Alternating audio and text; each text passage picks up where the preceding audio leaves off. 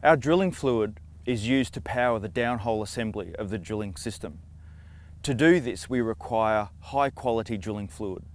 The coil tube drilling system utilises a collar capture device. This system recovers the drilling fluid, sends it to the solids recovery unit where it passes through a series of processes, first being the shaker screens, then decanter centrifuges. We then have a series of flocculant dosing points, and then finally into a collection tank ready for reuse back in the borehole assembly.